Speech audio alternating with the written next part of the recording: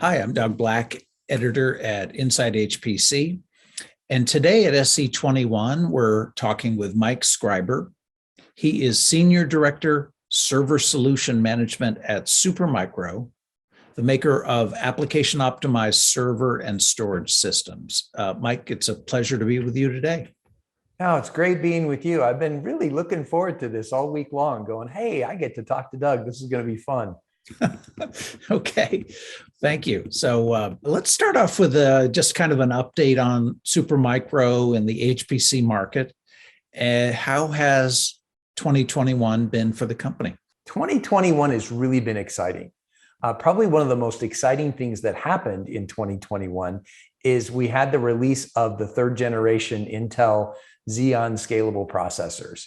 What we better known, that's a mouthful. It's easier to say Ice Lake, right? So the Ice Lake processors finally came out, and that was really exciting because what came with that is PCIe Gen 4 and 8 lanes of memory bandwidth. So the memory bandwidth went up, and 3200 megahertz memory. So all of those kind of cool things, along with a lot of other things, that's just kind of the highlight.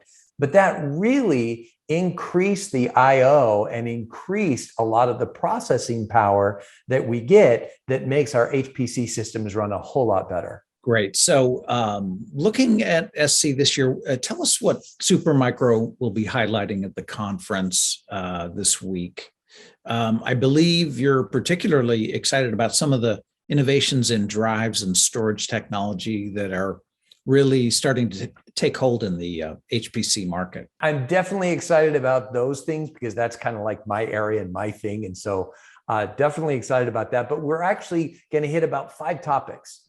One of the things which is really unique now is this concept of a universal GPU.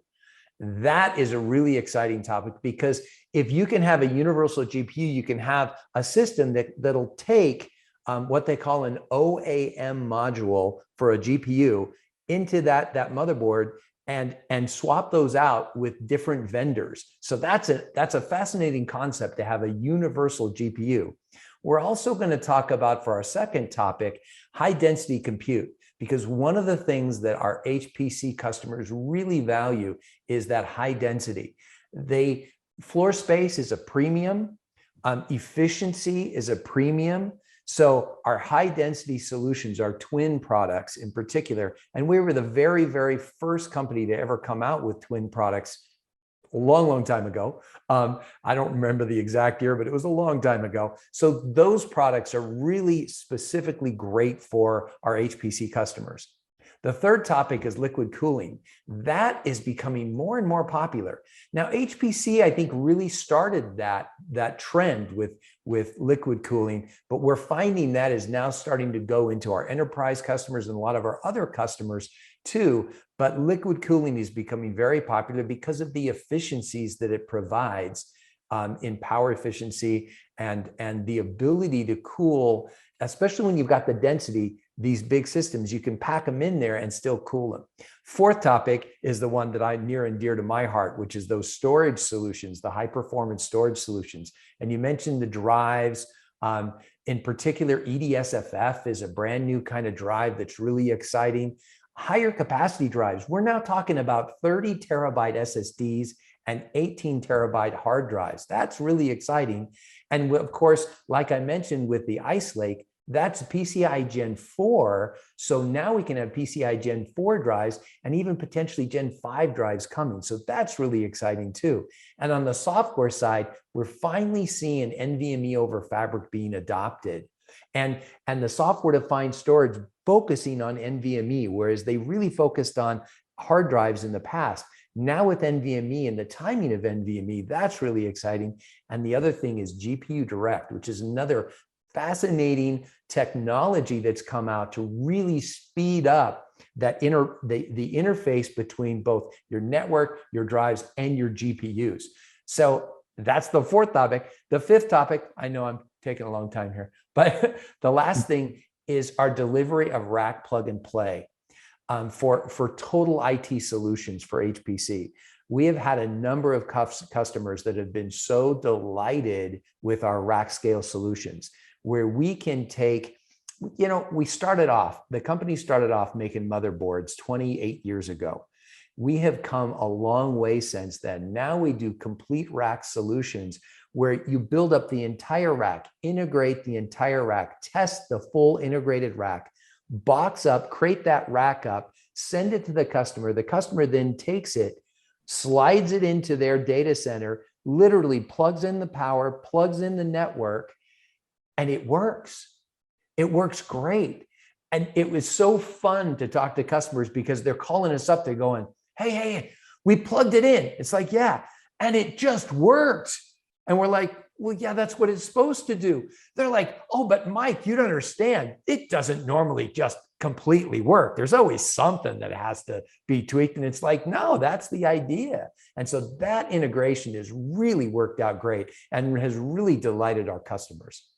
And by the way, Doug, we are going to be physically at Supercompute 21. So we're going to be showcasing all 5 of these different topics, these products, and customers can come by and visit our booth and see us there. I'll be at the booth, probably not all the time, but most of the time. So I look forward to seeing people at that booth. Oh, that's great stuff, Mike. So taking all this technology together, all these developments together, what are the implications for IT planners managing HPC infrastructures? When you take all of these concepts and put them together, especially the density really has a big impact, both compute density and storage density. And why that makes a big difference is if I can make things far more dense, it means I take a lot less floor space. And floor space in a data center is key. That's prime real estate, right? So if I can shrink this down to less and less racks, taking up less and less space, that costs the customer a lot less money.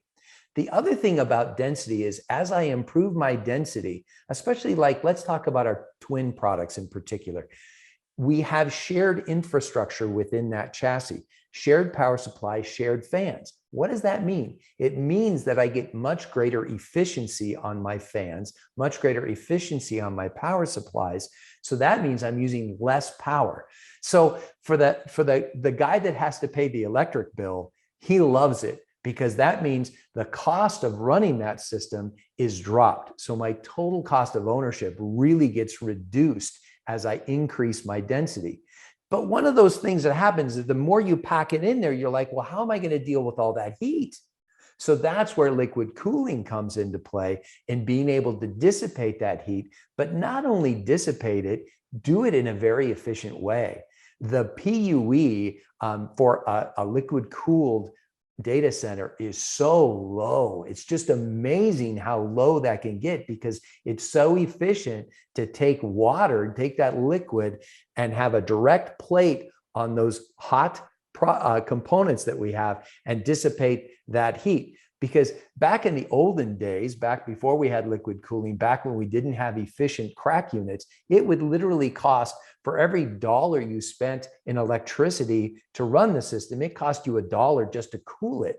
So that's very expensive. If you can get that cooling price way down, then that also saves you a bunch. And of course, racking and stacking this whole thing into something that's completely integrated, completely tested, so that when the customer gets it, he literally can plug it in and go.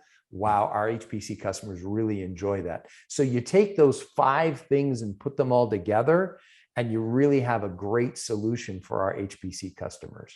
Okay. Now, looking ahead to 2022, can you give us a heads up on some of the interesting things Supermicro will be doing in HPC? Well, as exciting as 2021 was with PCIe Gen 4, right? And all that came with that. Imagine how quickly we had PCIe Gen 3 for the longest time. Then we had PCIe Gen 4. But now we're talking about PCIe Gen 5 for 2022. That soon, right? So PCIe Gen 4 is just really short-lived, jumping right to PCIe Gen 5. The other thing we've had for a very, very long time is DDR4. And we keep increasing the speeds of DDR4, right? Now we're at 3,200 megahertz. But now we're talking about going to DDR5. So next year, we're going to start seeing DDR5.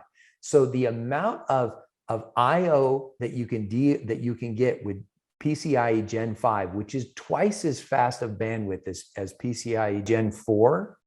And you've got, like, I think a 1.5x improvement going from DDR4 to DDR5. You've got memory improvements, you've got I/O improvements. All of these things are exactly what our HPC customers want to see so that they can have much faster I/O to their drives, much faster I/O out into the network, and much better bandwidth to the memory. So they're really exciting stuff that's going to happen in 2022. Okay, very, very good. Well, Mike, it's been a pleasure to be with you today. We've been with Mike Scriber of Supermicro, and I'll just wish you a very successful SC21 and talk with you soon. Great talking to you, Doug. Thank you for this opportunity.